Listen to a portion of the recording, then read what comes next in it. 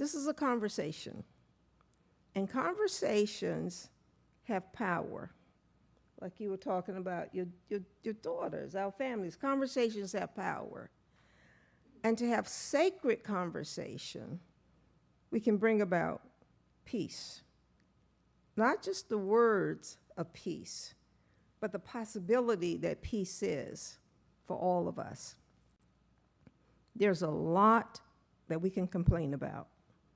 And we have been complaining about the conditions on this planet for thousands of years, right? And then something happens. And someone emerges, and we can listen to them. And in the listening, we began to open up. We began to know that the listening is out there, but the listening is in our hearts, in our souls, in our spirits. And then in those moments, there's peace. And when we can learn to bring that peace every day in every way, then we begin to have what I like to call committed listening. And if we can listen here tonight, and then we can begin to move out and not beat people into listening, because listening does not occur that way.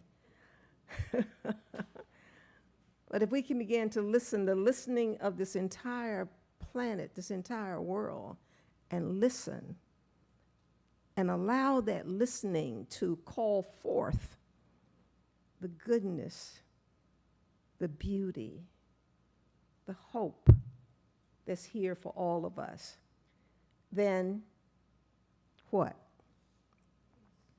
Then we keep listening. It's like when your mom is singing. This is, the beauty of music. It calls us to listen, because you can't chatter and do all that kind of stuff and listen. And it's a lost form of communication for us. And so reclaim conversation as a sacred practice. So I'm going to use the word God, and whatever God is for you, Allah, Buddha, whatever it is for you, but there's something that's sacred. If you're an indigenous person, there's something that's sacred for all of us. And so it'll sound like this: may the blessings of God be upon you.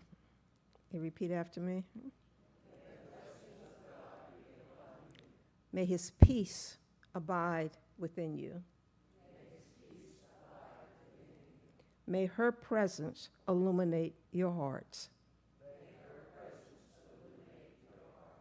Now and forevermore.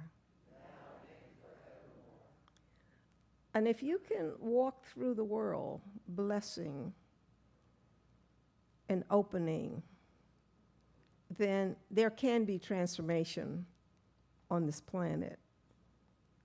And then 1,000 years from now, there'll be some people standing here going, what happened to these crazy people? What did they do? What happened? And I'll say, we fell asleep, and now we are awakening. We fall asleep, and then we awaken. We fall asleep, and then we awaken. And we keep practicing, noticing, and listening when we are asleep. And so we can say that right now we are in a sleep period. But it takes a few people to awaken, to call people to listen. And then there is an opening. There's a possibility for peace. Thank you, and listen, and listen, and listen. Good evening, everyone. I'm representing Hindu faith, so namaste. Thank you so much for the invite. I'll get straight to the topic. We are talking about peace and reconciliation. And how do we get there? So as a Hindu, we are drilled in our heads since we are kids to take responsibility for yourself. How do you do that? And we have taught our kids to do the same thing. You learn to control your 5 senses, your eyes, what you see. If you see hate around you, you will start hating everyone. If you start listening to stuff criticizing everyone, you will start doing that. If you eat, and we get a lot of junk food here, but if you don't know how to control your mouth, your tongue, and you're hogging, you're going to get fat and flabby. So these senses, your touch, and I'll get into where I'm going with this, and which is the fifth sense I'm missing. I got eyes, I got ears, nose. So, I mean, smell. I mean, so, I just take a bath every day. That's all I would say.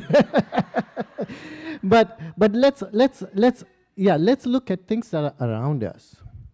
With the new cell phone technology, in my scriptures tell me, lust, greed, and anger lead you to hell. Because now you haven't controlled your five senses, and you have fallen victim to this. Where do we start? It starts with the family. It starts with you. For us, growing in a foreign land, we left our native land back there, but kids grew up here.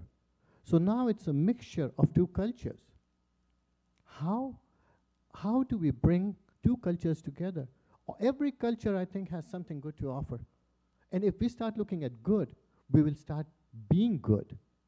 So this is what the peace is, that if you can talk to people without telling them what is the thing. So peace comes from heart.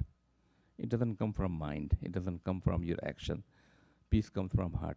And this is all that I am trying to do for last 30 years. I started NC Eid Festival, which is Eid is the celebration of the Muslim festival. There are two. And this is where the peace starts, because they saw what I am trying to do, and I call that Eid as an American holiday event. And this is what actually I'm doing. I'm writing these days books. I have 5 or 10 books already, 24 books planned. So I created a character called Bumblebee of Valmora. She is a Western girl. Right now she is a teenager, but she is a peacemaker. She is reading all the books from all over the world. Arabic culture, Greek culture, American culture, European culture. And she's writing books, so she's a writer. And she's narrating all these books. There'll be audio books. And she's collecting all the things in a way that we are all one. We are not separate. The story do the same thing in Arabic culture, 1001 Night, what we do in American culture. Same hearts, same dreams. So I hope that if it picks up, and we're going to create videos and everything. So this is a big project that I started.